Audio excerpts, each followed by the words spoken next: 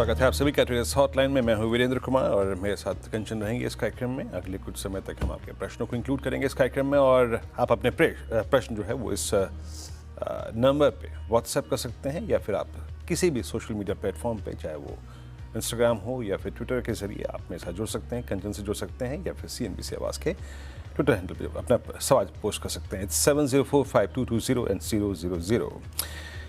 Nifty bank ने आज एक थ्रस्ट जनरेट किया, अच्छा था। निफ्टी बैंक जो मैं सुबह बात कर रहा था कि वो गैप, और आप देखिए निफ्टी बैंक का आज का इंट्राडे हाई, गैप का लोअर एज क्रॉस हुआ बट वो higher edge between 1 October and 3 October वो थोड़ा ट्रबल सम है। यहाँ पर एक निफ्टी बैंक में higher shadow, wild higher shadow, मतलब प्राइस उस रेंज में नहीं टिका, इस बात के संकेत दे रहा है। और निफ्टी बैंक में एक बार फिर से जो फेलियर है, इंट्राडे फेलियर, याद रखिएगा मेरे शब्दों को, इंट्राडे फेलियर वहीं से आ रहा है जो पिछले 3 दिन से आ रहा है। इट्स 24357। खैर, इस कार्यक्रम में आज राजेश शतपथी हमारे साथ होंगे, उनसे लेंगे आपके प्रश्नों के उत्तर, लेकिन पहले इस कार्यक्रम की सुर्खियां, हेडलाइंस।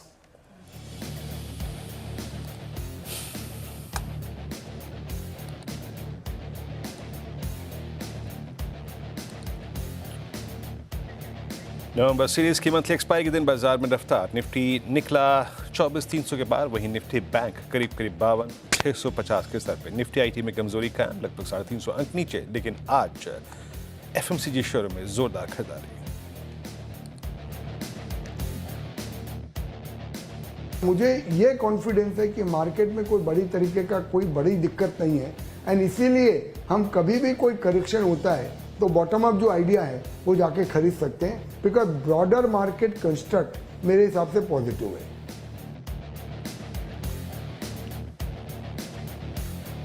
बाजार में हाल की गिरावट दे रही है खरीदारी का अच्छा मौका। दिग्गज निवेशक मधु केला ने हमसे एक्सक्लूसिव बातचीत में कहा, Q3-4 में अच्छे नतीजों की उम्मीद। सरकार भी बढ़ा रही है खर्च। अडानी ग्रुप, फार्मा, लिकर और साथ ही साथ फाइनेंशियल सेगमेंट में निवेश की सलाह। अडानी ग्रुप के शेयर में आज लगातार दूसरे दिन जोरदार तेजी कायम। अडानी एंटरप्राइजेस में करीब 5% की तेजी, अडानी ग्रीन और एनर्जी सॉल्यूशंस में करीब 10% का अपर सर्किट। दूसरे तमाम शेयरों में भी खरीदारी कायम।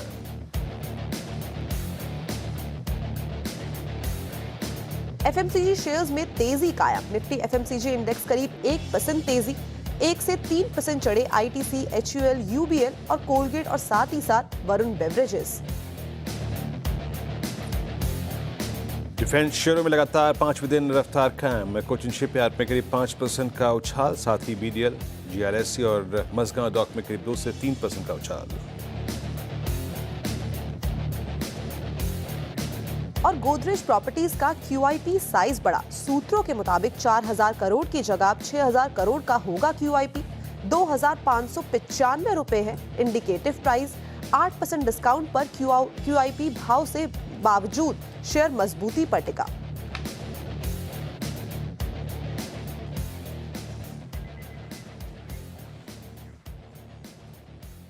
तो आप देख रहे हैं ट्रेडर्स हॉटलाइन और मैं हूं आपके साथ कंचन नौटियाल। तो चलिए शुरुआत करते हैं इस कार्यक्रम की और जुड़ते हैं हमारे दर्शकों के साथ कि आज हमारे साथ कौन से दर्शक जुड़ने वाले हैं, क्या सवाल है, क्या नई क्वेरीज वो सातपुते सर के पास लेके आए हैं। First of all good morning sir. Good morning ji, ठीक है। तो पहले जो हमारे दर्शक है वो जुड़े हैं हमारे साथ गुजरात से, जयेश जी। गुड मॉर्निंग जयेश जी, क्या सवाल है आपका?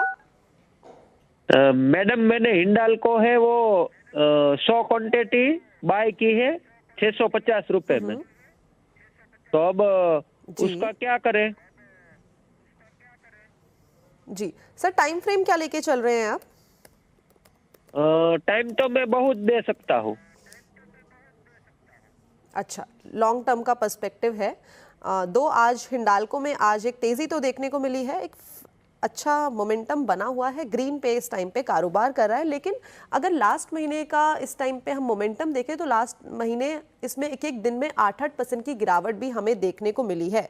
खरीदारी का प्राइस है 650 रुपए, currently it is trading at 661, यानी कि अपने बाइंग प्राइस से कहीं ना कहीं ऊपर आ गया है। सातपुते सर, क्या लगता है आने वाले वक्त में कहां तक हमें ये नंबर्स जाते हुए दिखाई देंगे? First of all good morning Kanchan ji and good morning everyone. देखिए हिंडाल्को का अगर आप चार्ट देखें तो लगता है कि इसमें एक बैरियर है करीबन 680 और 700 के आसपास। जब तक ये बैरियर क्रॉस नहीं होता तब तक एक बड़ी तेजी नहीं आ सकती। ऑन द कॉन्ट्ररी मुझे लगता है कि लोअर साइड पे 600 का बेस बनेगा। तो जैसे कि आपने कहा कि आपका व्यू लॉन्ग टर्म है तो आपको होल्ड रखना पड़ेगा। तो हमने एक रैली तो देखी है लेकिन ये रैली जो है ये अपनी इंपॉर्टेंट रेजिस्टेंस पे आके खड़ी है।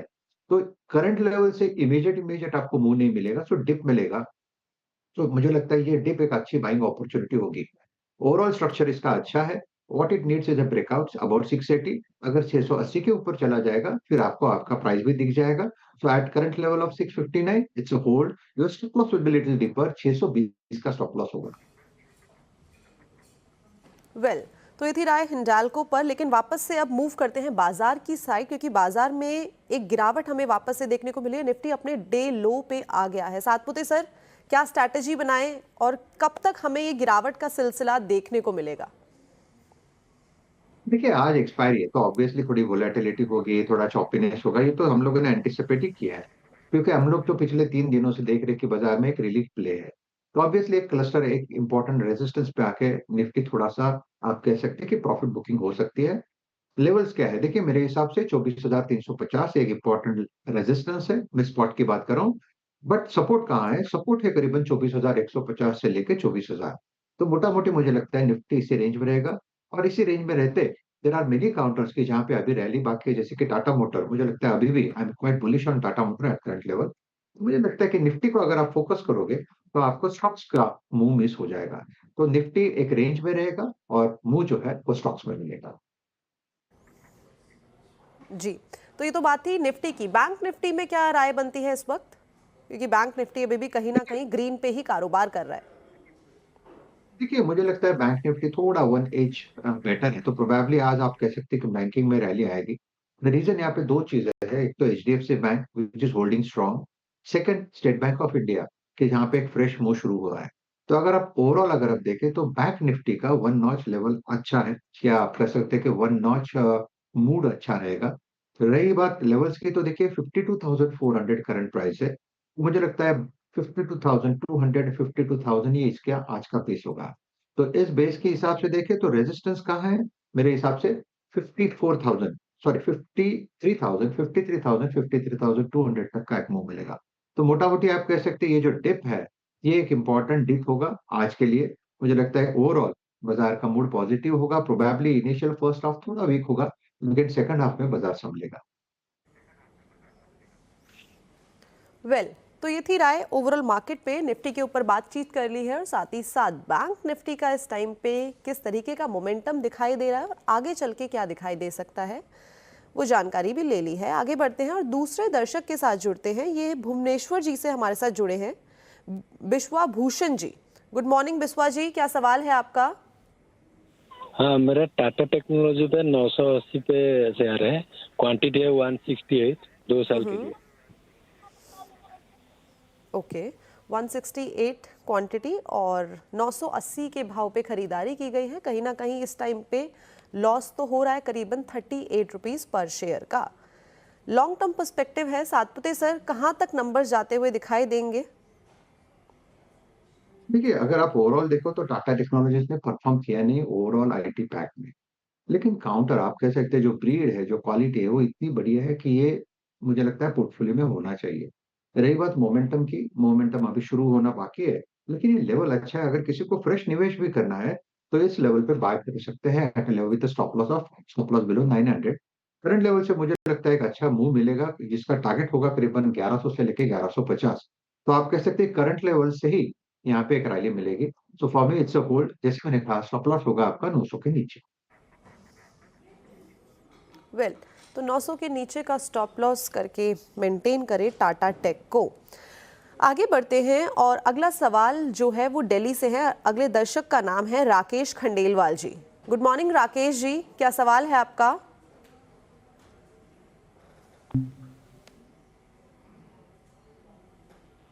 मैं एक बार सवाल रीड कर देती हूँ। इनके पास विप्रो के 265 शेयर्स हैं और जो बाइंग लेवल है वो है 600 का। दो यहाँ पे थोड़ी सी करेक्शन तो हमें देखने को मिल गई है, करीब करीब 24 रुपए प्रति शेयर की।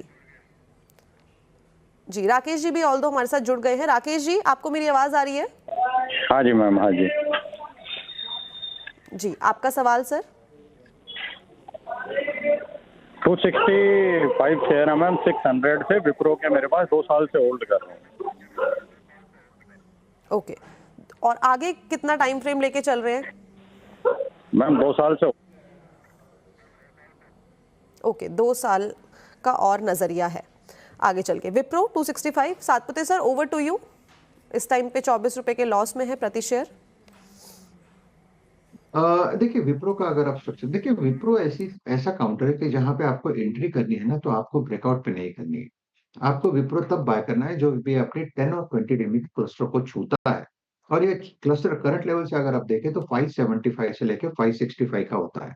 ओवरऑल अगर आप इसका चार्ट देखें तो बेहद स्ट्रॉन्ग चार्ट है, लेकिन ये स्लो मूवर है, जस्ट लाइक आईटीसी। तो अगर आपका नजरिया लंबा है और आपको वोलेटिलिटी नहीं चाहिए अपने पर्टिकुलर स्क्रिप्ट में, तो आई थिंक विप्रो एक बेस्ट बेट है मेरे हिसाब से। It's an hold. आपका स्टॉप लॉस होगा 550 का, मैंने पर्टिकुलरली डीप स्टॉप लॉस रखा है मेरे हिसाब से। इवेंचुअली ये जो है 600 का। हाँ जी, ओके ठीक है, तो आगे बढ़ते हैं और कुछ और सवाल भी लेते हैं। काफ़ी सारे मैसेज हमें हमारे सोशल मीडिया प्लेटफॉर्म पे भी आ गए हैं, लेकिन इस टाइम पे मार्केट का हाल देखा जाए तो निफ्टी कहीं ना कहीं एक लोअर फेज में बैठा हुआ है, अपने डे लो पे आ गया है। अगर सेंसेक्स के 30 शेयर की बात करी जाए तो यहाँ पे भी एक डाउनसाइड हमें डेफिनेटली देखने को मिल रहा है। यानी कि 4 शेयर ऐसे हैं, केवल अडानी पोर्ट्स, एसबीआई, साथ ही साथ टाटा मोटर्स और साथ में इंडसइंड बैंक जो हरे रंग पे कारोबार कर रहे हैं, लेकिन बाकी के सारे शेयर्स इस टाइम पे लाल रंग में बैठे हुए हैं। एक्सपायरी है तो वॉलेटिलिटी का हमें पहले से ही अंदाजा था कि आज एक वॉलेटाइल सेशन हमें देखने को मिलेगा, लेकिन कल का सत्र अच्छा गया है। हो सकता है कि आज भी सेकेंड हाफ में वापस से हमें एक रिकवरी आती हुई दिखाई दे, लेकिन एक वक्त हो गया है छोटे से ब्रेक का। लेकिन ब्रेक के बाद वापस से आपके साथ जुड़ेंगे ट्रेडर्स हॉटलाइन में। आप हमारे सोशल मीडिया प्लेटफॉर्म पे अपने सवाल भेजते रहिए, साथ ही साथ नंबर जो आपकी स्क्रीन पे आपको दिख रहा होगा वहां पे आप अपने सवाल भेज सकते हैं।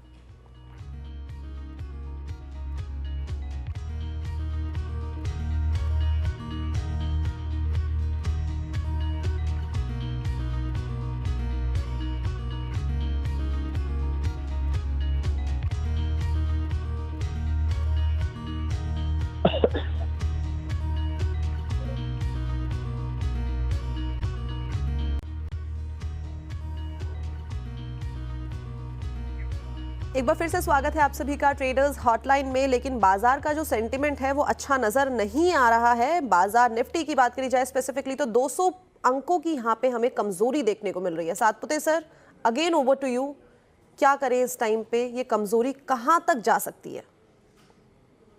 देखिए जैसे मैंने कहा, निफ्टी हमें पर्टिकुलरली लगता है कि दायरेबंदी रहेगा। हालांकि हमारी बात होते होती है जो प्रश्न है आप कह सकते हैं कहाँ एब्सॉर्ब होगा, मुझे लगता है 24,000। वैसे मैं वही लेवल कहता हूँ कि 24,000 एक स्ट्रॉन्ग सपोर्ट है, वहां पे ये प्रेशर एब्सॉर्ब हो जाएगा। ओवरऑल मुझे लगता है ये बायर का अटेम्प्ट है क्योंकि एक्सपायरी है, लेकिन वो चार्ट देख के लगता नहीं है कि ये बहुत ज्यादा इसमें आप डिटोरिएशन या टेंट होगा। इवेंचुअली जो डिप है एक कहीं ना कहीं ये सेटल हो जाएगा।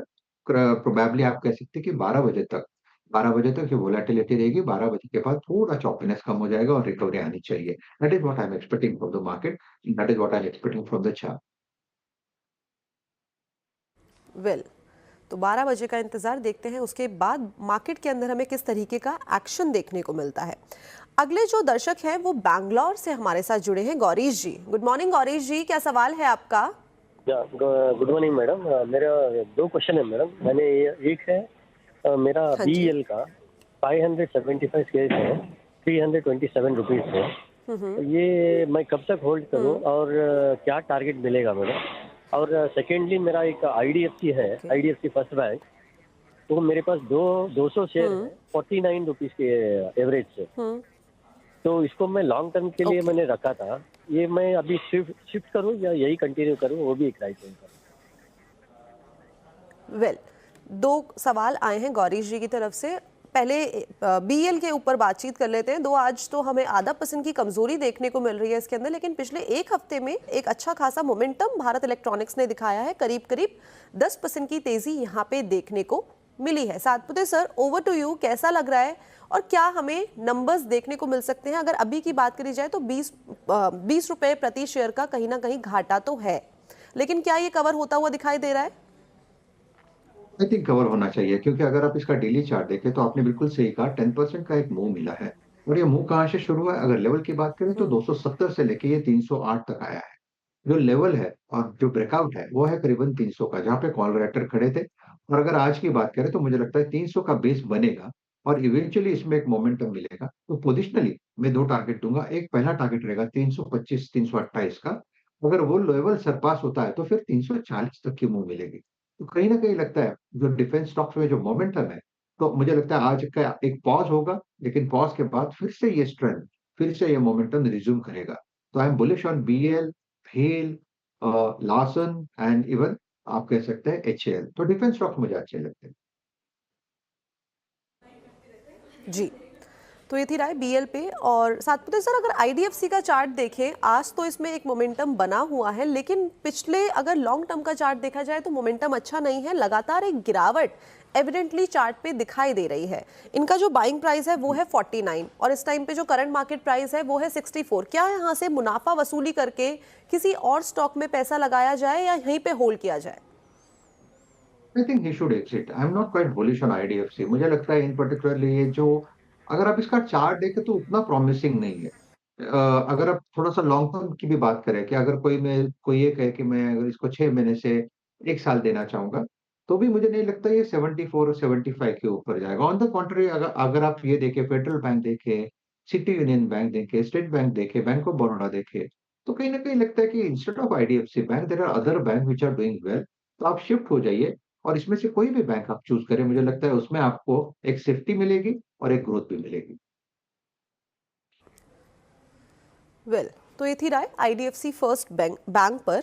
मूविंग फॉरवर्ड, अगले जो हमारे दर्शक हैं वो अहमदाबाद से हिरेन जी हैं। हिरेन जी, गुड मॉर्निंग, क्या सवाल है आपका? मैडम, मेरे पास 364 के एवरेज प्राइस के रिलायंस जियो फाइनेंस के शेयर हैं। अभी उसका नेक्स्ट टारगेट क्या हो सकता है, ये मैं जानना चाहता था। Well, buying price is 364 and it is currently trading at 328। कहीं ना कहीं हमें करीब करीब 36 रुपीज पर शेयर का लॉस तो एविडेंटली दिखाई दे रहा है और आज भी देखें तो आज 0.5% की गिरावट है। But Satpute sir, long term में हमें कहाँ तक के नंबर्स देखने को मिल सकते हैं, टारगेट्स देखने को मिल सकते हैं? देखो, Jio finance, I frankly speaking, I am quite bullish on it. और मुझे लगता है ये जो करेक्शन मिला था 300 तक का, ये एक बड़ी बाइंग अपॉर्चुनिटी थी। वोलेटिलिटी रहेगी पूरे बाजार में, वोलेटिलिटी, ये तो डे टू डे बिजनेस है, तो आपको वोलेटिलिटी फेस करना पड़ेगा। लेकिन चार्ट देख के लगता है ये 300 के नीचे तो जाएगा नहीं। On the contrary, current level से जो रैली मिलनी चाहिए वो करीबन 350 और 360 तक जाएगी। उस लेवल के 360 ये इसका ब्रेकआउट लेवल जियो फाइनेंस का। अगर 360 का लेवल सरपास होता है, फिर ये 400 प्लस तक आराम से चला जाएगा। तो एट दिस लेवल ऑफ 327 और 320 जो भी डिप मिले, इसमें जियो फाइनेंस ऐड करे, पोजिशनल स्टॉप लॉस 300 का हो जाएगा। जी, तो ये थी राय जियो फाइनेंस पे। साथ ही साथ इसके साथ एक डिस्क्लेमर है, यहाँ पे कोई भी खरीदारी या फिर निवेश करने से पहले अपने पर्सनल फाइनेंशियल एडवाइजर से सलाह जरूर ले ले, उसी के बाद कहीं पे निवेश या फिर ट्रेड का फैसला लें।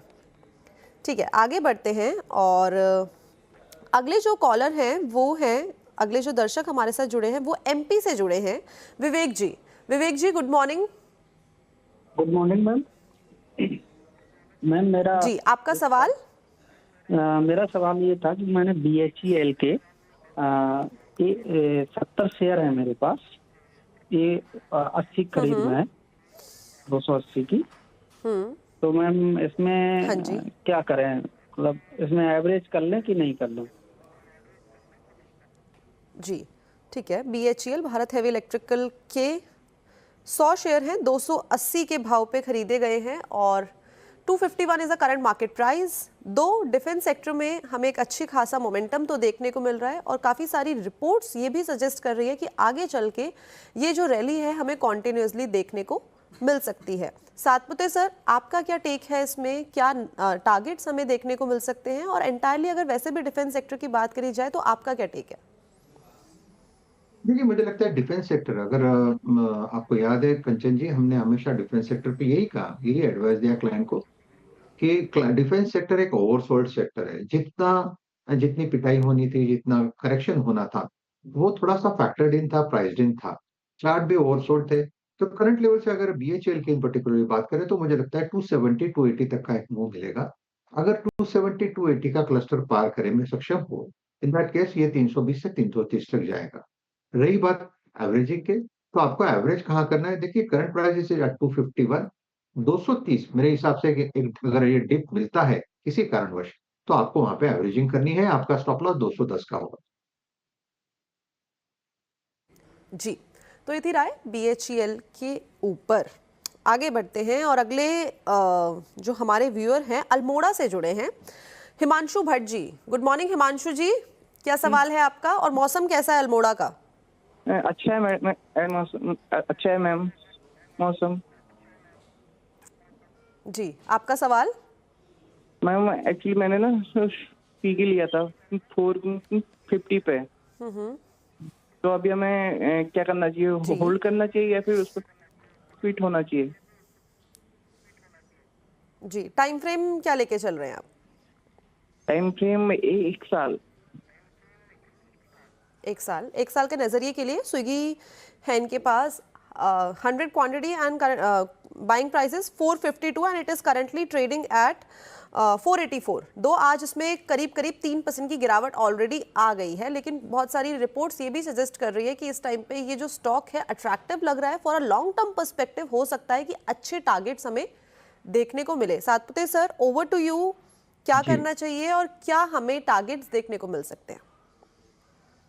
तो देखिए, फ्रैंकली स्पीकिंग, स्विगी एक नया लिस्टिंग है। हार्डली अगर आप कैंडलस्टिक की बात करें तो मुझे लगता है कि what we need is at least कोई सब्सटेंशियल डेटा मिले 3 महीने का, 6 महीने का, तब जाके हम कैंडलस्टिक पे प्रोजेक्शन बोल सकते हैं कि कहाँ तक जाएगा।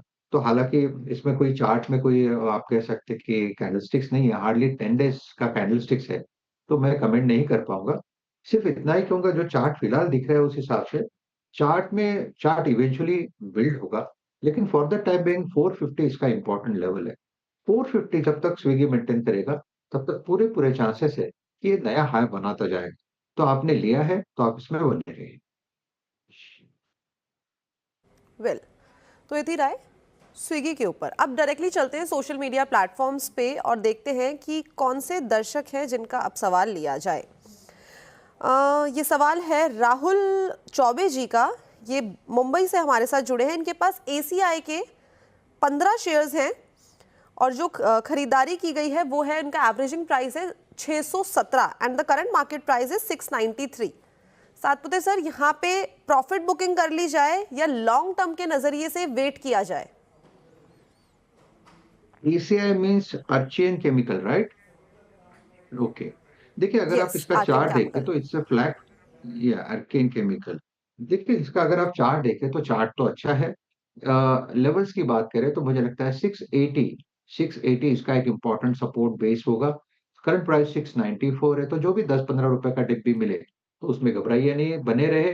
रादर यहाँ पे जो एक मोमेंटम शुरू हो रहा है, कि जो दिख रहा है चार्ट पे कि जो फ्रेश मोमेंटम शुरू हो रहा है, इसका टारगेट बनता है करीबन 780 से लेके 800।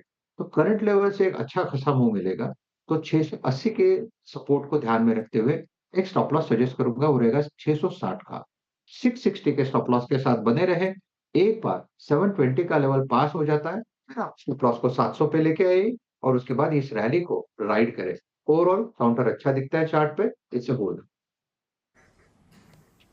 वेल, तो ये थी राय आर्किन केमिकल पे। Thank you so much Satpute sir. और साथ ही साथ हमारे सोशल मीडिया प्लेटफॉर्म पे आपकी टाई को लेके भी एक कॉम्प्लीमेंट आया है कि काफी अच्छी लग रही है आपकी टाई, और कहाँ से ये खरीदी है?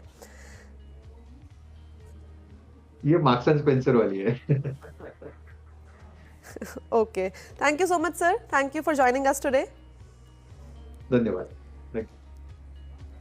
जी, तो ट्रेडर्स हॉटलाइन में आज के लिए इतना ही, लेकिन आप अपने सवाल पूछते रहिए हमारे सोशल मीडिया प्लेटफॉर्म एक्स के थ्रू, और साथ ही साथ टोल फ्री नंबर जो आपको आपकी स्क्रीन पे दिख रहा होगा 7045220000, इस पे आप अपने सवाल भेज सकते हैं। कल वापस से मुलाकात होगी, लेकिन आज के लिए इतना ही। धन्यवाद।